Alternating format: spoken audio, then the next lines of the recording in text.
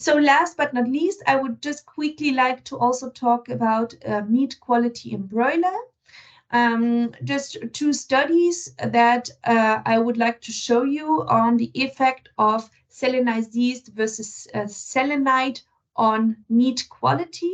So this is a study which was done quite a while ago, but it was quite impressive because it clearly shows the effect of organic selenium versus inorganic selenium. So when it comes to carcass yield, there was no difference between selenite and selenized yeast. When it comes to carcass drip, there was at 24 hours, there was a slightly numerical improvement with selenized yeast. But the big impact was coming from the drip loss linked to the fillet. At 24 hours, you see that it was decreased by half due to the selenized yeast compared to selenite.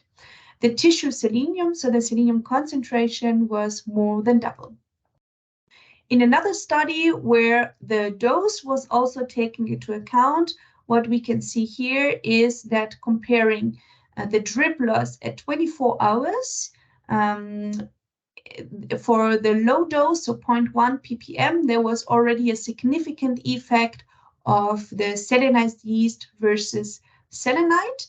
But at 20.25 ppm inclusion rate, the decrease of the drip loss was generally much higher, and still we could see a very high significantly impact of the organic selenium versus inorganic.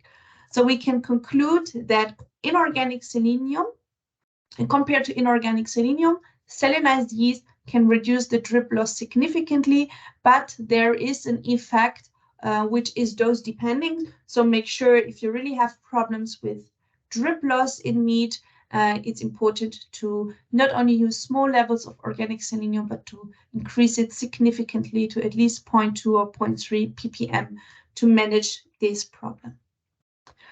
So I'm at the end of my presentation, just right in time. I would like to summarize this session in terms of take-home messages. What I wanted to tell you today is that there are mineral selenium sources like selenite that are quite, I would say, cheap solutions to supplement animals, but they have clearly limits. And this is what we have seen. You have no storage function, they can act pro-oxidant, and they are not, especially when we talk about sows or chick, it's something where we don't have this transfer function that is very highly needed.